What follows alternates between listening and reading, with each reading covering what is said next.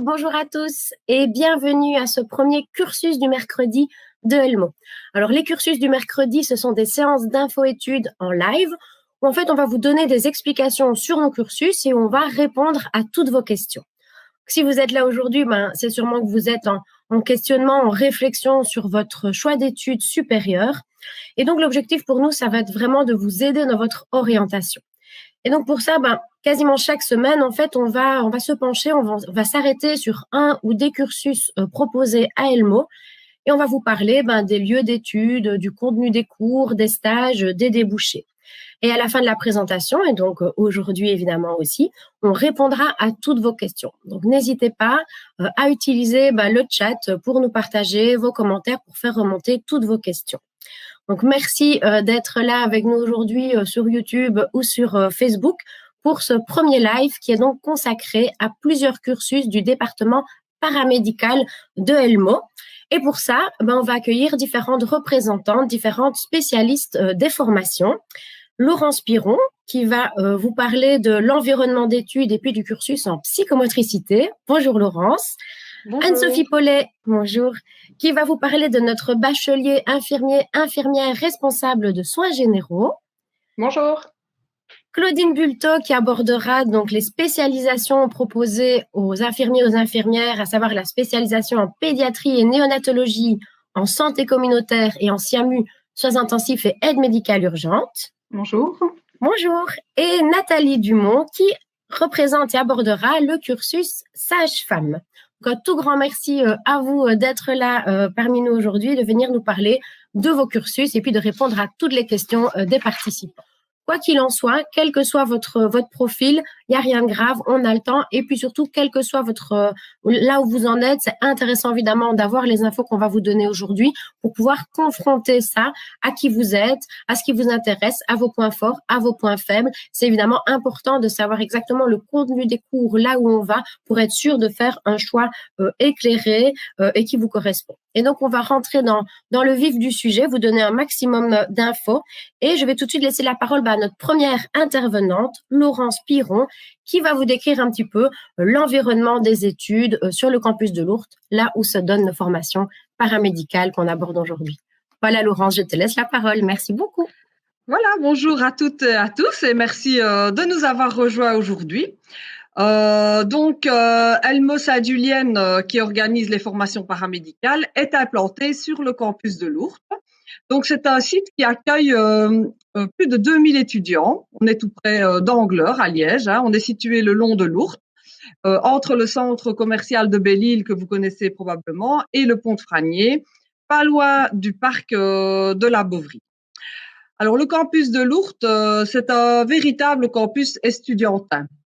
C'est un site conséquent, comme vous le voyez. Enfin, c'était juste l'a dit avant, avec de grands espaces verts et un parc agréable. Vous voyez ici, il est très grand, qui accueille les étudiants. Ce parc durant le temps de midi.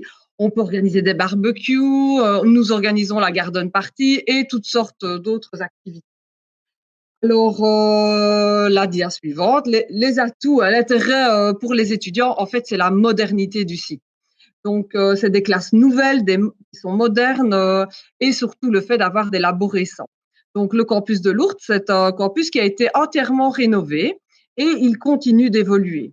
Donc, on a des chouettes espaces pour les étudiants, on a des nouveaux auditoires, on a 2 cafés de sympa, une bibliothèque, bref, une ambiance campus et un encadrement qui reste proche des étudiants, même en haute école.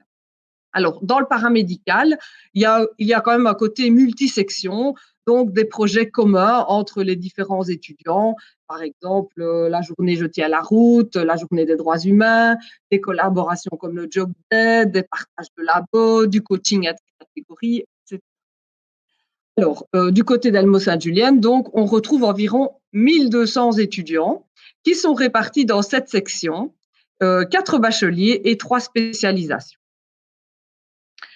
Alors, la formation, on va avoir des cours généraux, plus théoriques, en auditoire de plus ou moins 80 étudiants, et aussi beaucoup de cours en groupe classe, donc là, d'une vingtaine d'élèves, pour apprendre plutôt des gestes pratiques. Par exemple, si vous voulez apprendre une prise de sang, ben, ça se fera plutôt dans une classe de pratique à 20 étudiants. Et on va s'exercer sur mannequin.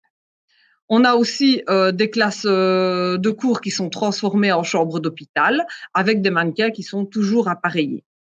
Plus particulièrement pour les étudiants infirmiers et sages-femmes, on a aussi un labo de simulation haute fidélité avec des mannequins robotisés. Et vous voyez peut-être ici, vous voyez notre mannequin qui s'appelle Simone. Elle a aussi un bébé qui est plus vrai que nature. Et sur ces mannequins, on peut s'entraîner à des situations de crise à l'école. Parce que quand vous êtes à la clinique, eh bien, les situations de crise sont en général gérées par les professionnels. Et depuis cette année, nous avons construit 2 nouveaux labos, donc plus d'étudiants peuvent participer à ces labos. Il y a aussi la simulation numérique en ligne avec un hôpital virtuel. Et dans cet hôpital virtuel, eh bien, il y a différents services et différents patients à suivre et à soigner. Et ça sert à se préparer au stage, à se confronter à des cas cliniques, on peut faire des exercices et on peut interagir avec les professeurs et les étudiants. Pour les psychomotriciens, on a une salle de psychomotricité à l'école que vous voyez aussi sur la photo. Donc tout est mis en place pour faire le lien en permanence avec la pratique, les professionnels de terrain et s'entraîner en fait avec des filets de sécurité chez soi ou en ligne ou à l'école et sur des mannequins avant d'aller en stage et de se confronter aux vrais patients et aux analyses cliniques. Alors, nous allons maintenant passer en revue les différentes formations et vous expliquer les cours et les débouchés. Il y a évidemment un point commun, quel que soit le cursus. Le département paramédical concerne des formations scientifiques avec nécessairement des sciences comme de la biologie, de la chimie, des sciences de la santé, anatomie, physiologie, pathologie, mais aussi beaucoup de sciences humaines, car ce sont des métiers de contact, des métiers où on développe son empathie. Et puis, il y a évidemment énormément de pratiques à l'école aussi, mais aussi en stage. Vraiment un enseignement clinique sur le terrain et sous la guidance des enseignants. Donc, on a un suivi de stage qui est très important. Un petit mot sur les stages. Donc, ils sont majoritairement organisés par l'école en fonction des partenariats, en fonction des hôpitaux, des services, des laboratoires de la région. Mais il y a aussi des stages au choix possibles. Et là, vous en discutez avec les professeurs responsables. Voilà, je vais céder la parole tout de suite à ma collègue Anne-Sophie Paulet, qui va vous parler du cursus infirmier responsable de soins généraux. Voilà, bonjour à toutes et tous. Donc moi, effectivement, je vais vous présenter le bachelier infirmier. Donc le bachelier infirmier responsable de soins généraux est une formation de 240 crédits organisée sur 4 années. Et donc cette année académique, nous avons environ 800 étudiants qui sont inscrits dans ce cursus à Elmo. Donc j'espère que vous ferez également partie de cette grande communauté d'étudiants dès l'année prochaine. Être infirmière, être infirmier, c'est réaliser des prestations de soins de qualité en se basant sur son jugement clinique, notamment via l'analyse de résultats, de données sur l'état de santé du patient dont vous allez prendre soin. Et donc la formation comme la profession requiert de nombreuses compétences, des compétences humaines, des compétences relationnelles, mais également des compétences techniques et réflexives. Il s'agit vraiment d'un métier passionnant, mais qui demande un investissement personnel au quotidien.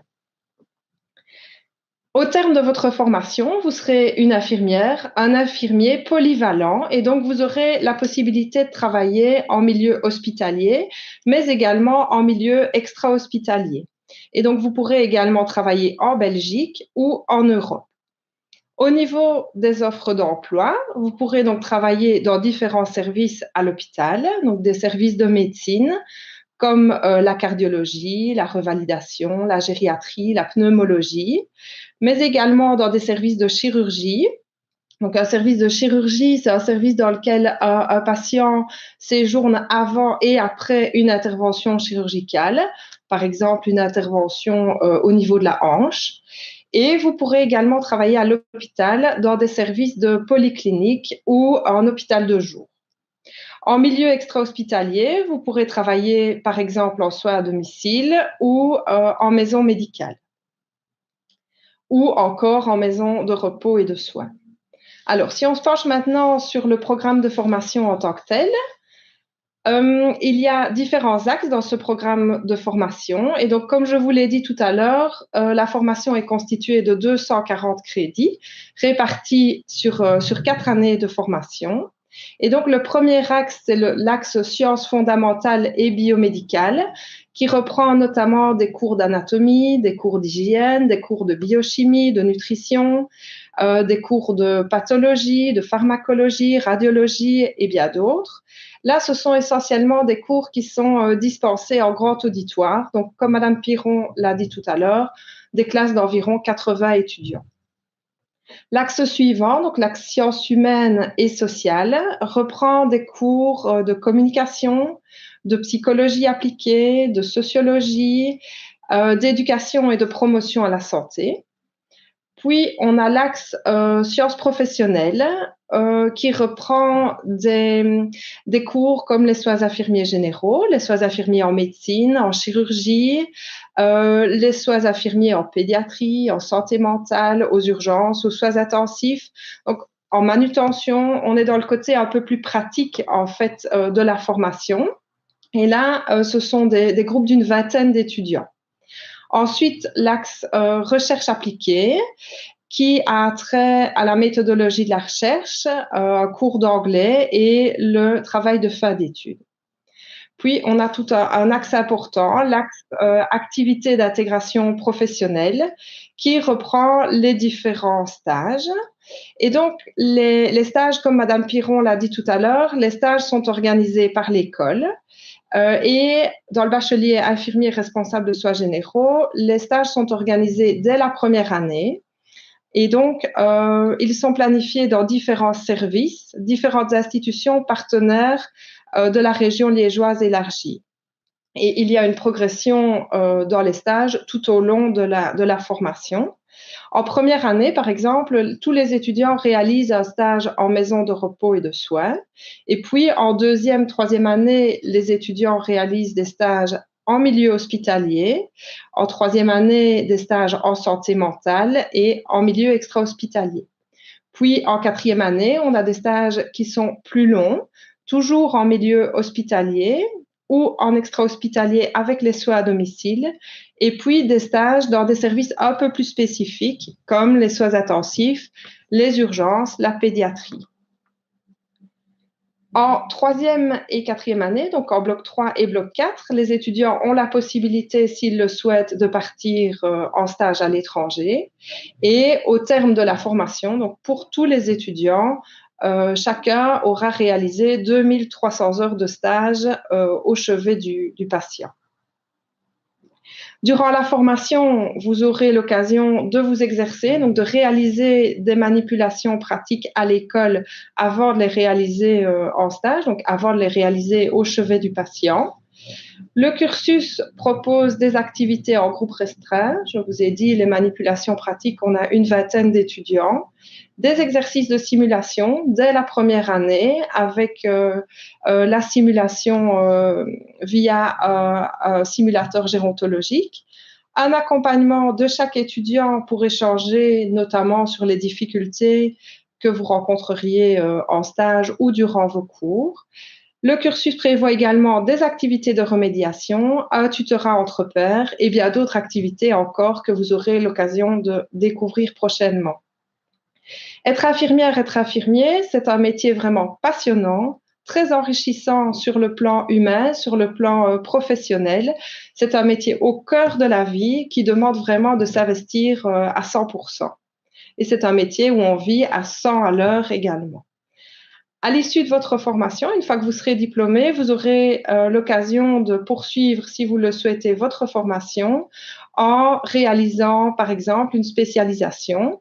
Et là, c'est ma collègue, Madame Claudine Bulto, qui va vous présenter les spécialisations possibles à Elmo. Merci beaucoup, un tout grand merci déjà pour toutes ces informations. N'oubliez pas qu'on répond à vos questions ici à la fin de la présentation des cursus. Donc voilà, le chat est là à votre disposition. Posez bien toutes les questions. Vous venez d'avoir plein d'infos sur vraiment le bachelier infirmier, infirmière, responsable de soins généraux. Et maintenant, Claudine Bulto va vous parler un petit peu des spécialisations qu'on peut faire à l'issue de ce bachelier, de cette formation. Voilà, Claudine. Merci, bonjour, bonjour à toutes et tous. Donc moi, je vais vous parler des 3 spécialisations que le département Elmo-Sainte-Julienne organise. Donc la pédiatrie, néonatologie, la santé communautaire et puis les soins intensifs et aide médicale urgente. Pour ces 3 formations, dans le programme, on va retrouver des cours théoriques avec les différents axes de formation tels que Madame Paulet vous en a parlé, donc des cours autour des pathologies, des cours autour des soins, des cours plus attrait avec la relation au patient, des cours pratiques, donc on va apprendre la spécificité du matériel qu'on retrouve dans les spécialisations, et puis des stages et différents projets qui sont aussi spécifiques aux spécialisations. Donc, chaque année comporte 60 crédits et dure 1 an, donc après les 4 ans de formation de base. Alors, pour la pédiatrie et néonatologie, qu'est-ce que c'est que la pédiatrie néonatologie? C'est travailler avec les enfants à tous les âges, donc depuis le tout petit, donc le prématuré, jusqu'à l'adolescent. Et dans diverses disciplines, ça peut être de la pédiatrie générale, ça peut être des soins intensifs pédiatriques, des urgences pédiatriques, de l'oncologie par exemple. Et nous organisons des stages dans ces différentes disciplines pour préparer au mieux le futur professionnel de la spécialisation en question. Alors, la pédiatrie, c'est aussi apprendre les différentes pathologies dont souffrent les enfants et puis les soins infirmiers qu'il faudrait apporter à ces enfants-là. Mais alors, c'est aussi vraiment s'adapter à ce public cible parce que l'enfant n'est pas un adulte miniature. Donc, il faut adapter sa communication, il faut pouvoir adapter les soins et parfois être très créatif en termes de jeu pour pouvoir aborder l'enfant, par exemple. Et puis, adapter sa communication à l'âge de la vie et adapter la communication aux parents, puisque la plupart du temps, les enfants sont accompagnés de leurs parents lors d'une hospitalisation. Alors, la santé communautaire, qui est la 2e spécialisation que nous organisons dans le département, là, on va plus sortir de l'hôpital. Donc, l'infirmier, l'infirmière en santé communautaire, c'est un professionnel de la santé qui va vraiment promouvoir la santé des patients, travailler dans l'éducation à la santé, aussi une éducation plus large au niveau social, dans le sens où ces infirmiers, ces infirmières vont vraiment prendre le patient dans sa globalité. Alors, d'une manière générale, pendant les études d'infirmière, d'infirmier, on insiste sur la prise en charge globale du patient, mais dans cette spécialité, on va vraiment prendre le patient au sein de la famille, au sein d'une collectivité, et définir avec lui quels sont ses besoins prioritaires, analyser la situation et voir quels sont finalement les actes à mettre en place, les actions les plus pertinentes, les plus spécifiques qui vont lui permettre soit d'évoluer vers un état de bien-être, de santé maximale, ou préserver cette santé. Et ces infirmiers en santé communautaire travaillent en étroite collaboration avec d'autres partenaires. Ça peut être aussi avec des assistants sociaux, ça peut être avec d'autres partenaires de soins. Alors, ces infirmiers, ces infirmières peuvent travailler dans divers milieux. Ça peut être aussi dans une moindre mesure à l'hôpital, mais ce sont des infirmiers et des infirmières qui vont travailler, par exemple, en maison médicale, qui vont travailler dans des plannings familiaux, à l'ONE, dans le milieu de la précarité, dans le milieu de la prostitution, les assuétudes, les mutualités. Donc, il y a vraiment tout un panel de champs d'activité et très souvent en extra-hospitalier. La 3e spécialisation que nous allons vous proposer à Elmo-Sainte-Julienne, c'est la spécialisation en soins intensifs et aide médicale urgente. Là, on retourne un petit peu plus vers l'hôpital la plupart du temps. puisqu'on va former des professionnels pour travailler dans des services d'urgence ou de soins intensifs. Et à la fois, on va former des professionnels qui peuvent travailler en pré-hospitalisation. Donc, ce sont des infirmiers qui sont souvent qui travaillent dans un service d'urgence et qui sont amenés à sortir vers l'extérieur avec une équipe de soins, par exemple dans des véhicules SMUR, et qui vont se rendre alors soit dans le lieu privé, soit dans le lieu public, sur la route, en rue, dans un festival ou que sais-je, un lieu public, là où il y a une urgence vitale. Alors, ce sont des infirmiers qui prennent en charge des patients qui sont dans des situations critiques, plus ou moins légères, plus ou moins sévères, qui nécessitent une surveillance intensive. On a beaucoup vu dans les médias, pour le moment, des images des services de soins intensifs. Ce sont des patients dans ces services-là qui sont quand même souvent lourdement appareillés. Donc, il y a tout un apprentissage aussi à l'école et en stage pour maîtriser cet appareillage sophistiqué tel que des monitorings, par exemple, pour mesurer la fréquence cardiaque, la pression artérielle, apprendre à manipuler un respirateur artificiel et surveiller correctement le patient qui bénéficie de ce type d'appareillage. C'est s'occuper des patients qui ont des besoins urgents. Donc, que ce soit aux soins intensifs et aux urgences, on peut avoir des urgences vitales et on peut avoir des surveillances intensives, que ce soit en milieu d'urgence ou en milieu de soins intensifs. Donc, c'est ça qu'à l'école, on essaie vraiment d'avoir un équilibre entre la formation d'urgentiste et d'infirmier intensiviste. Alors, on accompagne les étudiants dans des projets d'apprentissage particuliers. Tout à l'heure, Madame Piron vous a parlé du labo de simulation. Effectivement, les étudiants de cette formation-là passent quelques séances auprès du mannequin haute fidélité, donc dans lequel on a intégré un logiciel, chez qui on peut modifier les paramètres, qu'on peut faire réagir en fonction des situations. Et on essaye vraiment de calquer au plus près la réalité, de manière à pouvoir s'exercer aisément et sans avoir le stress de terrain, puisque dans les situations d'urgence, il y a quand même toujours un petit coup d'adrénaline. Et c'est bien de pouvoir y être préparé. On organise des ateliers plâtre, par exemple, des plans catastrophes, donc pour vraiment accentuer la spécificité. Donc voilà, dans les grandes lignes, les informations pour les 3 spécialisations. Donc nous organisons aussi des stages dans toute la région liégeoise élargie. Il est possible d'aller à l'étranger, d'avoir des stages au choix comme dans les autres formations. Donc là, je pense que maintenant, on va passer à la psychomotricité. Oui, voilà, je reviens.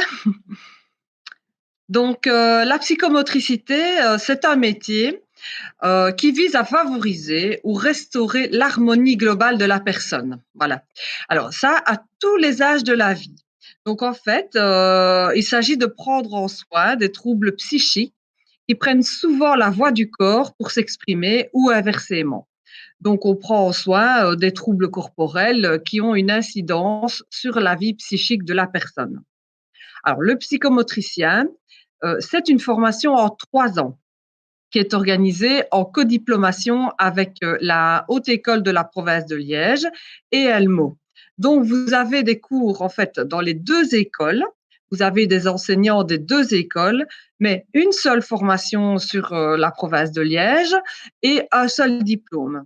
Cette année, pour vous donner un ordre de grandeur, nous avons plus ou moins 70 étudiants inscrits. Alors, voilà un petit schéma pour vous expliquer comment fonctionne la psychomotricité. Donc, la psychomotricité, c'est bien prendre en compte le psychisme, le corps et aussi l'affectif. Donc, le psychomotricien peut par exemple travailler avec des personnes qui ont des troubles alimentaires, comme l'anorexie, avec des personnes âgées qui ont la maladie d'Alzheimer, avec des enfants qui ont des difficultés pour écrire ou s'exprimer, des enfants qui ont vécu un traumatisme grave et qui n'arrivent pas à communiquer, faire le suivi de patients après un cancer ou des patients qui souffrent de douleurs chroniques. Et sur la photo, vous voyez ici qu'on peut aussi accompagner des personnes handicapées pour leur rendre plus d'autonomie. Alors, la psychomotricité, c'est aussi travailler en crèche pour développer, par exemple, les premiers liens psychomoteurs. Donc, le psychomotricien, c'est un professionnel de la santé qui travaille souvent au sein d'équipes qu'on appelle pluridisciplinaires. Donc, il s'agit de kinés, de médecins, d'ergothérapeutes, de psychologues. Et alors, le psychomotricien, eh bien, il travaille avec des enfants, des adolescents, des adultes, des centres de santé mentale, des maisons de repos, des institutions d'aide à la jeunesse, des écoles. Il peut travailler comme psychomotricien indépendant et encore plein d'autres débouchés. Alors, le psychomotricien, il utilise des outils et des techniques spécifiques pour développer son métier. Et c'est par exemple des médiations corporelles dans les prises en charge. Donc en fait, il part de l'expérience du corps, car c'est en mettant en fait le corps en mouvement que l'on peut aussi mettre en mouvement la pensée. Donc en fait, il va proposer des situations où le bénéficiaire va pouvoir expérimenter son corps en relation avec son environnement ou en relation avec une autre personne. Donc, le psychomotricien, il s'engage corporellement, en fait, dans un dialogue avec une personne pendant la séance. Donc, vous avez quelques exemples. Là, ici, on peut utiliser le jeu, le mouvement, l'eau, l'expression artistique, la thérapie avec les animaux, voilà, toutes sortes de choses de ce type-là. Alors, quelles sont les qualités les plus importantes, je vais dire, pour exercer ce métier? Eh bien, comme le psychomotricien se tient au plus près des besoins des personnes, des bénéficiaires, il faut quand même pouvoir développer une grande capacité d'adaptation, d'écoute et d'ajustement, parce qu'on va chaque fois pouvoir se réajuster par rapport à la personne qui est avec nous. Donc, en fait, le psychomotricien, il doit avoir une capacité d'observer finement, en fait, les indices corporels qui sont transmis par l'autre personne. Alors, dans ce métier, ce qui est surtout motivant, c'est qu'une grande place est laissée à la créativité dans les prises en charge. Voilà, alors pour terminer, pour vous expliquer un petit peu tout ce dont je viens de vous parler, eh bien, ça se retrouve évidemment dans le programme de cours. Donc, vous allez avoir des cours spécifiques à la psychomotricité, donc avec les dimensions de travail et techniques corporelles, l'expressivité du corps, les activités sensorielles, travailler avec des troubles psychomoteurs, etc. Vous avez bien sûr des cours de sciences, donc biologie, anatomie, physiologie, pathologie générale ou spécialisée, hein, vous allez avoir les deux, dans des secteurs comme le handicap, la maltraitance, la pédopsychiatrie, la gériatrie. Et alors, beaucoup de sciences humaines avec de la psychologie, de la pédagogie, de la communication. Voilà, c'est aussi une formation où vous allez avoir beaucoup de pratiques et des stages dès le bloc 1. Donc, quasiment déjà 2 semaines de stage en bloc 1 et jusqu'à 10 semaines de stage en bloc 3. Il y a des possibilités de stage à l'étranger et de séjour Erasmus. Des stages sont aussi organisés par l'école et il y a pas mal de stages au choix. Alors, ce qu'il faut que vous sachiez aussi et bien le comprendre, c'est que le bachelier, il est reconnu par la Fédération Wallonie-Bruxelles. Donc, nous avons toute légitimité de l'organiser. Par contre, le métier de psychomotricien, bien qu'on sait qu'il existe, il n'est pas reconnu comme profession paramédicale. Donc, c'est nous, le département paramédical, qui l'organisons. Mais on ne peut pas avoir un numéro d'INAMI pour être professionnel de la santé quand on est psychomotricien. Mais par contre, on a une grande reconnaissance du secteur, une forte demande du terrain, et donc tous les débouchés précédemment évoqués sont toujours d'actualité, et tous nos étudiants ont un job d'étudiant en sortant de cette filière. Voilà, juste pour dernière info, les inscriptions, ça se passe plutôt du côté de l'HEPL, mais vous pouvez aussi venir à Elmo et on s'organise. Voilà. Tout grand merci pour toutes ces informations sur la psychomotricité, qui est peut-être un peu moins connue.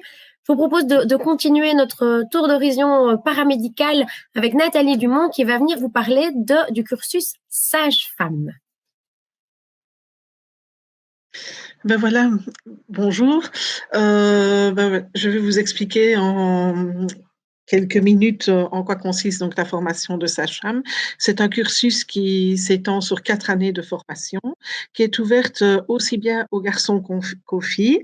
Au masculin, on dit le sage-femme. Alors, on a plus ou moins 250 étudiants qui sont répartis sur les 4 années de formation.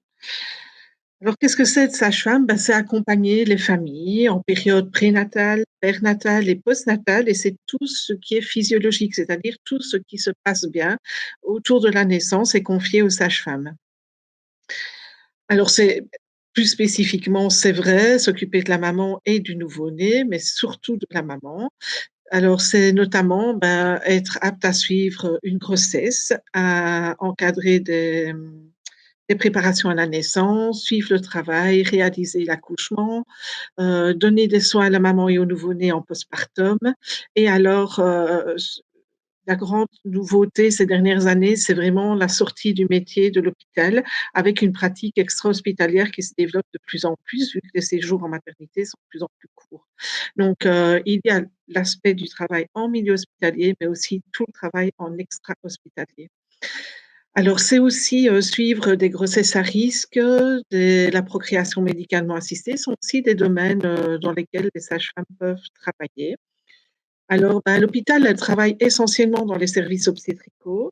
Il est aussi possible de travailler dans les grossesses, dans les suivis de grossesse à risque, dans les services de procréation médicalement assistée, dans les services de gynéco. Mais voilà.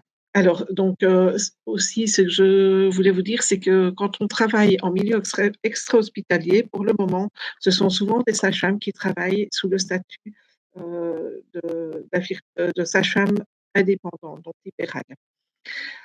Alors, la sage-femme, quand elle est diplômée, elle a accès aux services, comme je vous ai dit, obstétricaux et aussi en néonatologie, ainsi que tous les services qui ont rapport avec la santé de la femme, c'est-à-dire en gynécologie, les consultations, les, tout ce qui est plus technique, comme les ponctions liquides amniotiques, les services d'échographie, etc. Pour avoir au service, dans les services plus généraux, les sages-femmes n'y ont pas accès parce qu'elles n'ont pas le statut, donc on ne peut pas pratiquer l'art infirmier. Donc, c'est 2 formations vraiment distinctes et depuis plusieurs années, les services de soins généraux ne sont plus accessibles aux sages-femmes. Donc, elles ne peuvent pas travailler dans ces services-là qui sont réservés aux infirmières responsables de soins généraux. Alors, au niveau de la formation en elle-même, au niveau des cours, on aura une première année qui est plus une approche généraliste de la profession, avec des soins généraux, des soins de base à maîtriser, des sciences de la santé, de l'anatomie, de la biochimie. Mais déjà, au 2e quadrimestre, on va déjà se diriger vers des cours plus spécifiques dès la première année avec des matières liées à la gynécologie, l'obstétrique, les soins au nouveau-né et aussi un stage dès la première année orienté en obstétrique. Alors, vous voyez la liste des cours. Peut-être passer oui, voilà la liste des cours. Ils sont disponibles sur le site, dans les brochures, donc vous pouvez consulter, avoir plus de détails. Alors, vous voyez aussi que les sciences humaines ont vraiment une grande place aussi dans la formation parce que être sage-femme, ça demande bien entendu de l'empathie, de la communication, des compétences humaines, relationnelles, sociales et aussi des compétences plus formelles comme les aspects juridiques, déontologiques, etc. Alors, au niveau des stages, les stages commencent en première année, dès le premier quadrimestre, donc aux alentours de début novembre. Et le premier stage, c'est dans des soins généraux aux personnes âgées pour asseoir des connaissances de base. Et puis, au deuxième quadrimestre, alors, un stage en postpartum et en périnatalité. Et puis, dès la deuxième, on a encore un peu de stage en soins généraux, mais on s'oriente de plus en plus vers les spécificités sage-femme, avec déjà de la salle de naissance en deuxième. Et puis alors, en troisième, interviennent les stages plus spécifiques comme la néonatologie, puis en quatrième, les grossesses à risque, la salle d'opération. Alors, les stages sont organisés par l'école en partie et les étudiantes organisent par elles-mêmes, donc des stages où elles le souhaitent, durant tout le cursus. Alors, tout à l'heure, mes collègues ont parlé de la simulation. Ben, les sages-femmes aussi ont accès à la simulation dès la deuxième année, à quelques séances dès la deuxième, et puis en troisième et en quatrième. Une spécificité à Elmo du cursus sage-femme, c'est la réelle ouverture sur le monde. Donc, par la participation à des congrès, des collaborations, des projets, on conseille vivement de réaliser un ou plusieurs stages à l'étranger pour pratiquer l'obstétrique, les soins à la mère et au nouveau-né dans un contexte culturel différent que celui auquel on est habitué. Alors, il est bon aussi de noter que la formation dispensée remplit les exigences européennes et permet d'exercer pratiquement partout dans le monde la profession. Donc, c'est un diplôme vraiment pluriculturel. Et alors, pour terminer, je voulais vous dire que c'est une magnifique profession, que être les témoins et les accompagnatrices de la naissance de ces familles est vraiment fabuleux et qu'on remplit vraiment les trois axes, l'axe technique, l'axe réflexif, intellectuel et alors l'axe relationnel et émotionnel qui est vraiment très important pour accompagner ces couples et ces familles pendant toute la durée de la grossesse et après. Voilà, merci. Merci beaucoup. Ben oui, ici, on vient de vous parler de tous ces cursus paramédicaux et c'est vrai que ce sont des métiers super riches, super enrichissants, où vraiment l'humain est au centre. Je rebondis ici sur ce que Nathalie vous expliquait. C'est vrai que chaque journée est différente, chaque rencontre est différente. Ce sont vraiment des métiers très humains. Donc, on espère que toutes ces explications ont peut-être évoqué quelque chose en vous. En tout cas, vous avez une vision plus claire de ces métiers, ces formations qui sont aussi bien d'actualité. Hein. La pandémie actuelle met en évidence l'importance, le rôle essentiel de tous ces professionnels de la santé. On va surtout tout doucement passer aux questions-réponses. On sait que vous êtes là pour ça aussi, pour avoir réponse à vos questions. Avant ça, je vous propose juste un tout petit coup d'œil sur le planning, sur les prochains rendez-vous qu'on vous propose à Elmo pour vous informer, pour vous orienter. On a notamment un espace sur notre site internet elmo.be futur étudiant, elmo.be/futur étudiant, où là, vous allez retrouver des ressources et puis l'agenda. Quasiment tous les mercredis, donc on va vous proposer ces cursus du mercredi. Donc, pour la suite, on se retrouve après Carnaval le 24 février pour aborder le master ingénieur industriel à Gramme. Puis, on aura des portes ouvertes le 8 mai et le 4 septembre. Donc, voilà déjà quelques petites infos de dates que vous retrouvez donc ici. Donc, les portes ouvertes le 8 mai qui lance le début des inscriptions et puis le 4 septembre, on espère les organiser en présentiel. Ce sera aussi l'occasion de visiter nos sites et encore une fois de poser vos questions parce qu'il y en a peut-être qui vous arrivent maintenant et auxquelles on va répondre tout de suite. Et puis il y en aura ensuite peut-être qui vous arriveront durant la porte ouverte. Donc pour rappel, les inscriptions se feront notamment en ligne et commenceront le 8 mai. Voilà pour quelques infos planning, orientation, info études. Mais je propose plusieurs de vos questions qui nous sont parvenues via le chat. Et pour ça, on va peut-être rassembler les différentes intervenantes qui vous ont informé ici en première partie de cette séance. Et on va peut-être découvrir une première question qui est remontée pendant cette présentation. Merci en tout cas pour votre participation. Vous avez été nombreux à nous poser des questions. Et notamment, Marie qui s'interroge par rapport aux spécialisations. Peut-on en faire plusieurs? Par exemple, une en pédiatrie et puis une autre.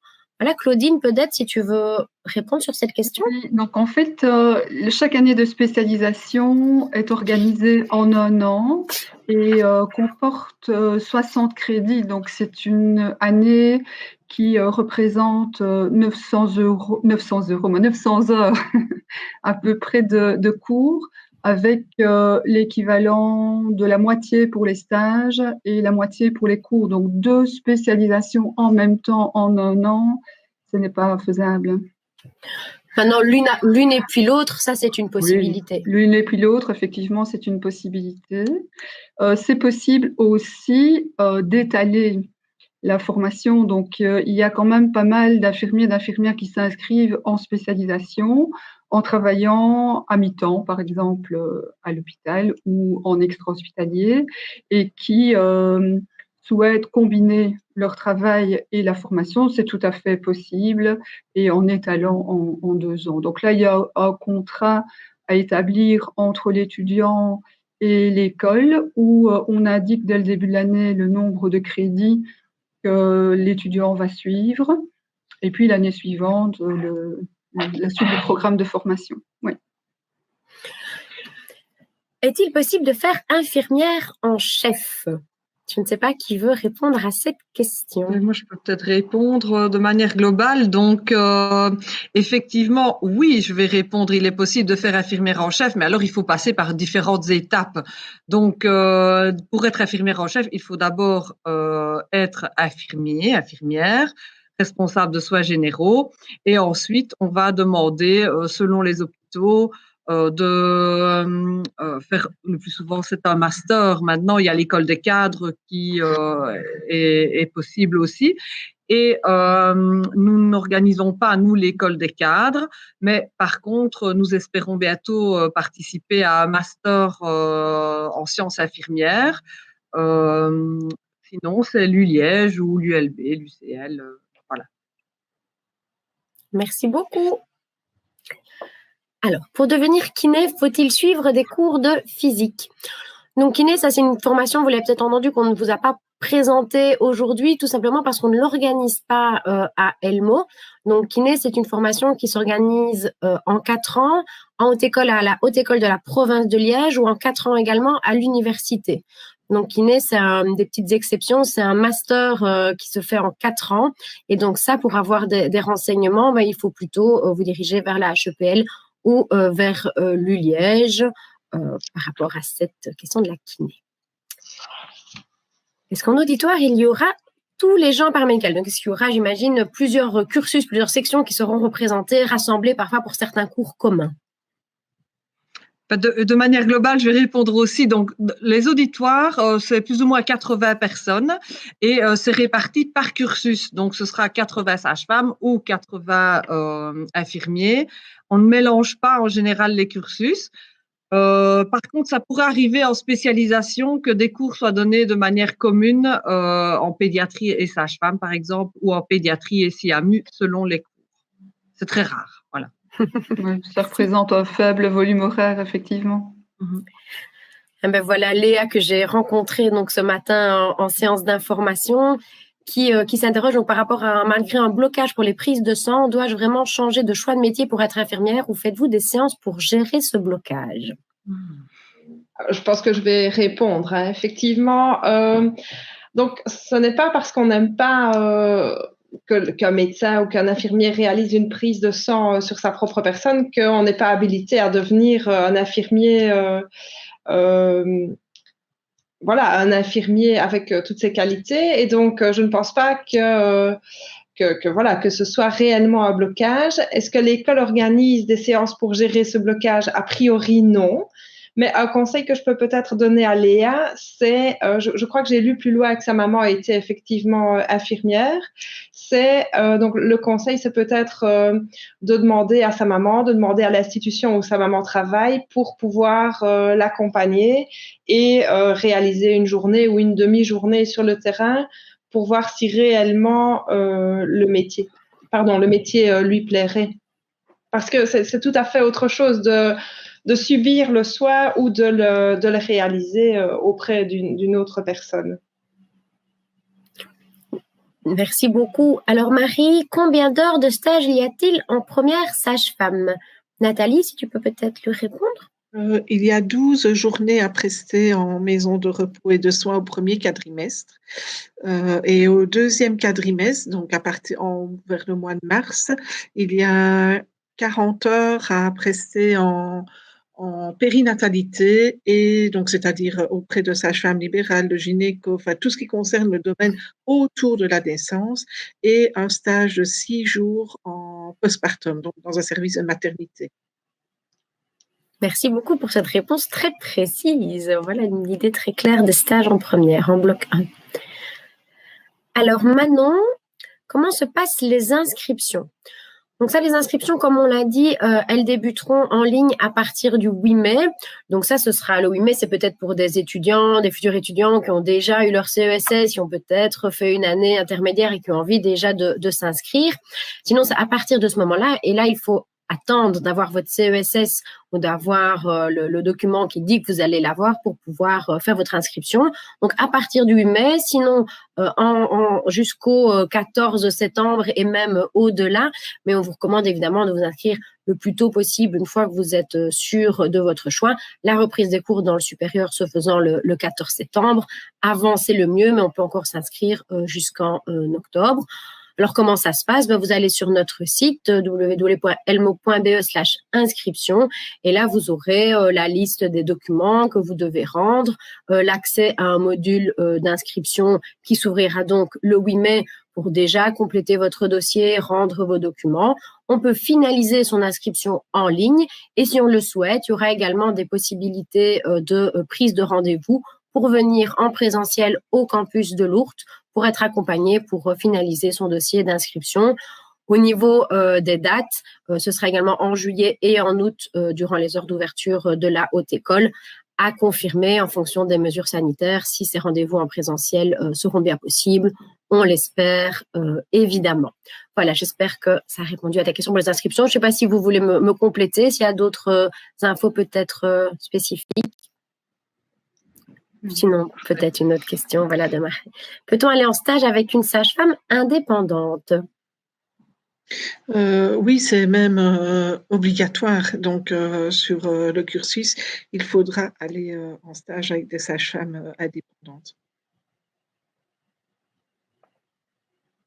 Peut-on changer de spécialisation en cours de l'année? Donc, si on parle vraiment des spécialisations, mais je vais peut-être laisser Claudine répondre. En termes de réorientation, généralement, on peut se réorienter en première jusqu'au 15 février, si je ne me trompe pas. Mais je vais laisser Claudine répondre peut-être si on parle des spécialisations infirmières. Oui, effectivement, il y a régulièrement des étudiants qui hésitent au moment du choix d'une spécialisation et c'est possible de changer de spécialisation en cours d'année. Oui. Alors Marie, le système de crédit. Donc les crédits, c'est vraiment quelque chose qui est très spécifique évidemment, effectivement au supérieur, qui est différent du secondaire. C'est vraiment une façon de calculer, d'estimer la charge de travail globale qu'un étudiant doit fournir dans le supérieur. Et donc, en secondaire, pour estimer un peu sa charge de travail, la répartition des cours dans son horaire, on a des cours qui sont exprimés en heures par semaine. En fonction de ton programme, en secondaire, tu as maths 4, maths 6, français 3, français 6, et c'est comme ça que tu as une idée.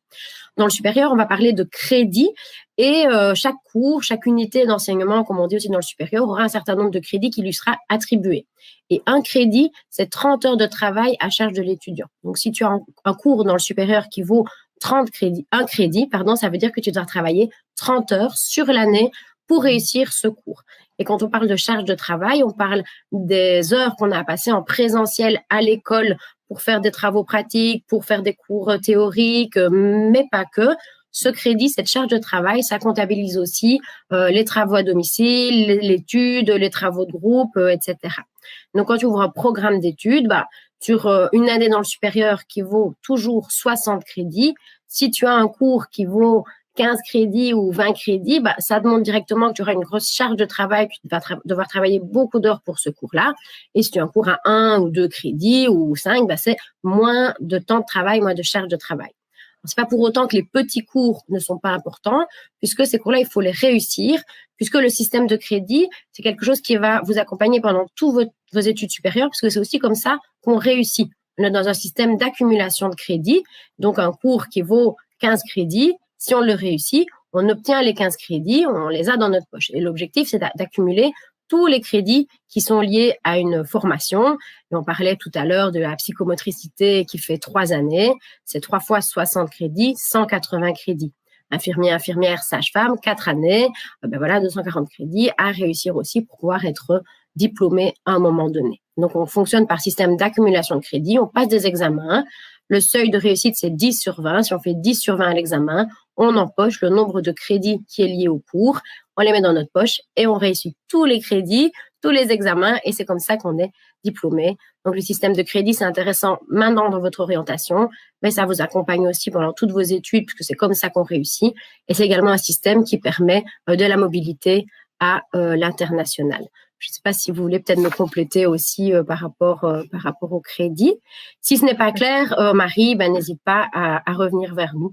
On va peut-être continuer encore avec une ou l'autre question.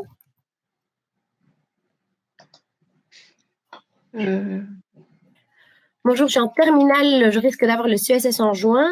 Je peux quand même m'inscrire le 8 mai.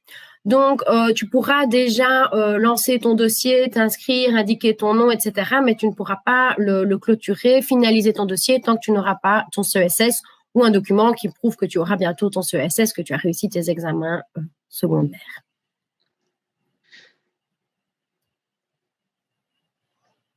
Une petite intervention aussi parce que j'ai vu qu'il y avait pas mal de questions par rapport au cursus sage-femme, par rapport aux étudiantes non résidentes, des questions d'étudiantes françaises. Donc, je vous invite à reprendre contact avec nous pour les modalités plus précises qui ne sont pas encore définies. Donc, on ne connaît pas encore les modalités d'inscription pour les étudiantes non résidentes. Par contre, ce que l'on peut déjà vous dire et ce que l'on vous conseille, c'est de venir nous rendre visite le 8 mai à la journée porte ouverte afin de visiter le campus, de rencontrer l'équipe d'enseignants, rencontrer des étudiants et voir si notre offre de formation correspond bien à vos attentes. Ça, c'est vraiment important. Et puis alors, pour les modalités administratives et pratiques par rapport aux inscriptions, les questions que j'ai suivies dans la conversation sont assez parfois spécifiques, etc. Donc, je vous invite à nous envoyer un mail et nous tenterons d'y répondre le plus précisément possible de manière individuelle à chacune. Voilà, merci beaucoup. Je vous propose de prendre peut-être une toute dernière question, peut-être celle ici de Trina, et puis de passer tout doucement à la conclusion pour vous laisser aussi profiter de votre mercredi après-midi. Donc, une dernière question, est-ce qu'il est possible de faire des stages Erasmus pour les étudiants en bachelier, en infirmier aussi? Oui, donc effectivement, comme je l'ai dit tout à l'heure, les étudiants ont la possibilité de faire un stage à l'étranger en bloc 3 et en bloc 4, et en bloc 4 particulièrement un stage Erasmus. Oui, donc la réponse est bien positive, oui. Tout à fait. Donc ça, les séjours Erasmus, la mobilité, Nathalie l'a dit aussi, c'est vraiment quelque chose qui fait partie de Elmo et de Sainte-Julienne. Donc vous aurez plein de possibilités d'expérience à l'international. Merci à toutes nos intervenantes pour votre présence, pour vos explications, pour toutes vos détails que vous avez donnés sur les formations et pour les réponses que vous avez données à toutes les questions qui nous ont été posées. On espère vous avoir informé, vous avoir aidé au mieux. Merci donc à vous toutes. Merci également à Alice en régie, Adriano pour la gestion des commentaires. On reste disponible sur notre page Elmo Futur Étudiant, sur nos pages Facebook, lors des prochains événements. On a parlé des portes ouvertes, les prochains cursus du mercredi, sur nos différents chats. Et on vous souhaite surtout de faire un choix d'études qui vous rendra heureux. Donc voilà, merci à tous et à très bientôt. Au revoir. Merci. Au revoir. Au revoir.